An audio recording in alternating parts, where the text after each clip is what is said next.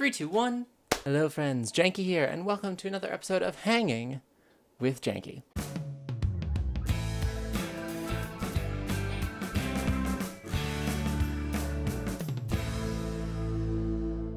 Well friends, I'm going to be honest, I don't have a lot to vamp about this week because I didn't have a lot going on this week. Yeah, there's really nothing to talk about, so I'm just going to go ahead and hop on over into gaming news. So let's just go ahead and get started, shall we? So first up, as always, we have quickfire news. So what is on the docket for quickfire news this week? Let's take a look. First up on the docket, we have Doomfist, which has dropped on the Overwatch servers. Doomfist, I checked him out when he was on the PTR. Super cool. He's a really cool hero. If you're a fan of Overwatch, definitely go check him out now that he's out. He has a really cool moveset. I want to say that he's kind of like Winston because obviously it's a lot of punching because he's Doomfist, but he also has a really cool and unique ultimate move that I think is really interesting. It's called Meteor Strike. It's kind of hard to get the hang of, but it's really cool, so definitely go check him out on the public servers. Speaking of servers, For Honor is finally getting dedicated ones. That's right. 6 months, I want to say, after the launch of For Honor, Ubisoft is finally making some dedicated servers to that game. So finally, hopefully, there won't be connection issues on the matches, which was a huge problem that people were complaining about for quite some time. Now, that game only needs one more thing. It just needs, what's it called? Oh, right, a player base.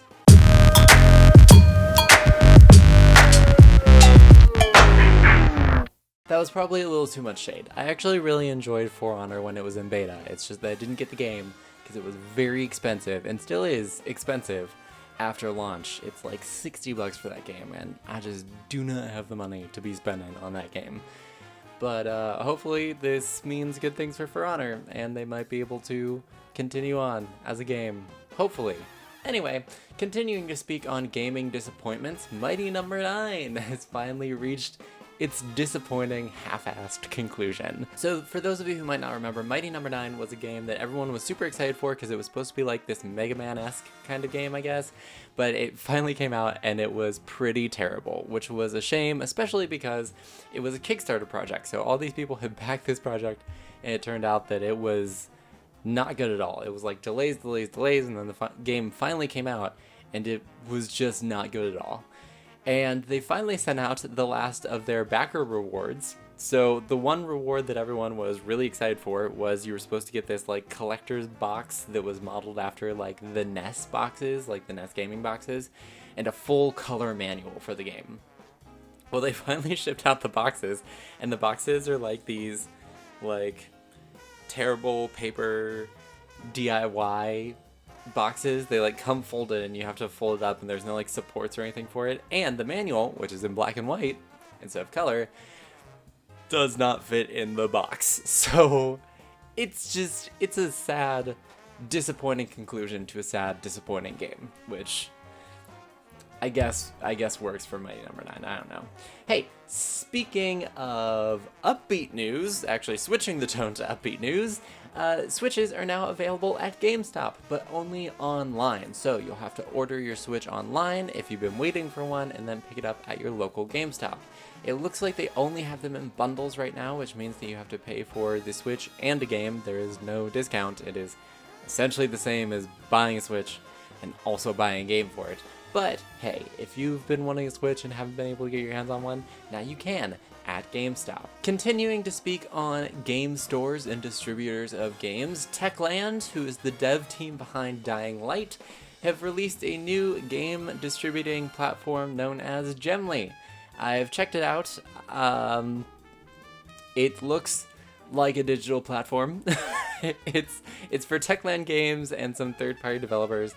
Essentially, it reminds me a lot of itch.io, so I don't know if that's where they're going with it or what, but hey, there's another place to get games if you were interested, which maybe you are, I don't know, but it's a thing that's happening, so roll with it. And wrapping out quickfire news for the week, we have the HTC Vive, which announced that they were releasing a standalone VR system.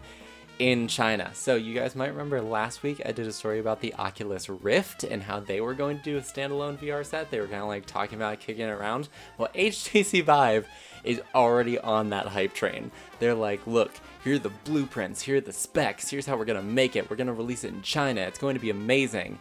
And I just feel so bad for Rift because they just got like scooped. They got scooped like the player in Five Nights at Freddy's 5 sister location. Was that 5? Whatever. Those of you who played the game, you know what I mean. They just got scooped, and HTC Vive has won the VR day yet again. And that is all I have for quickfire news.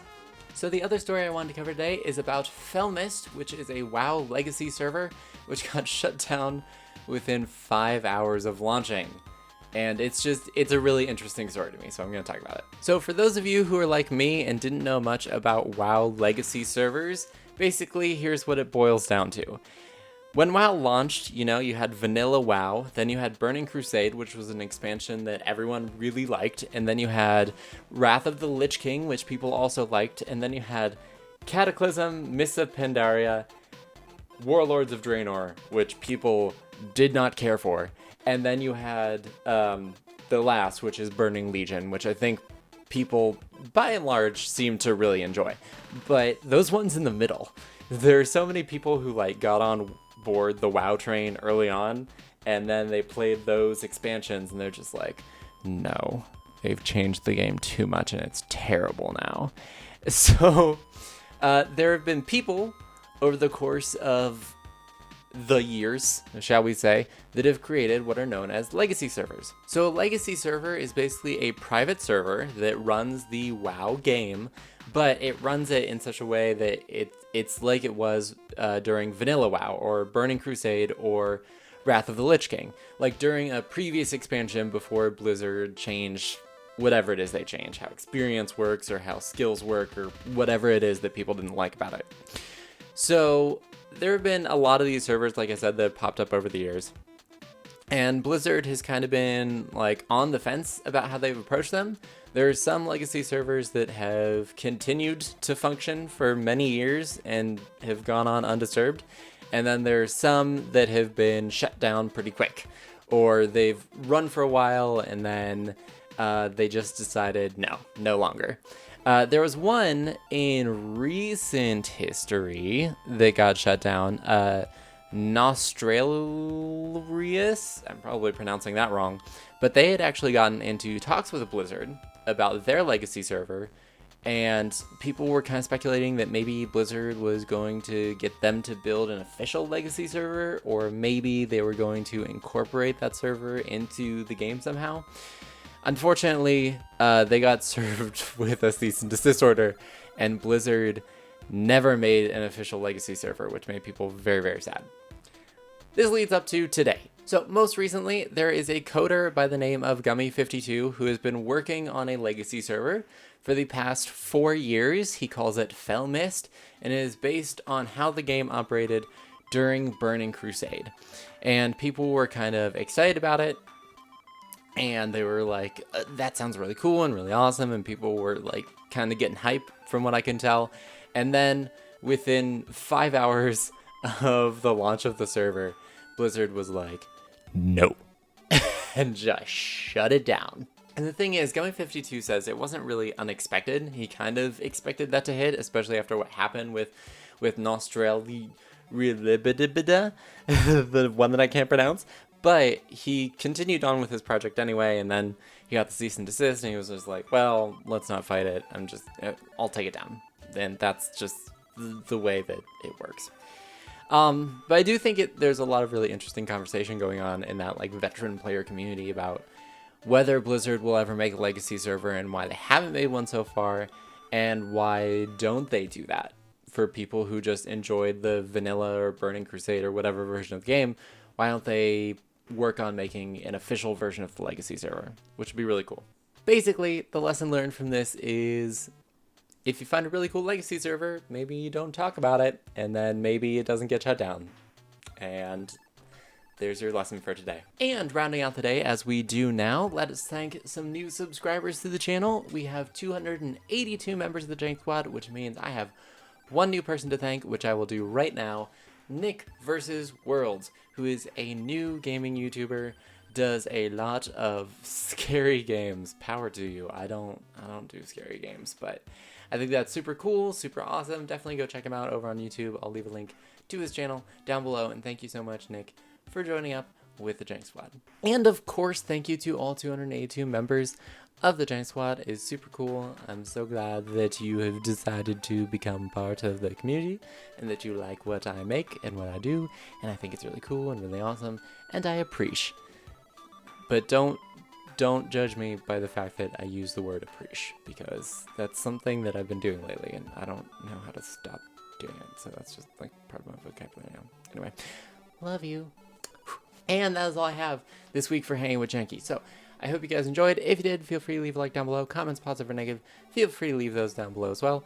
But more than anything, I hope you have a lovely day, evening, or whenever you happen to be watching. Thank you so much for watching, and until the next time, this is Janky Shenanigans, signing out.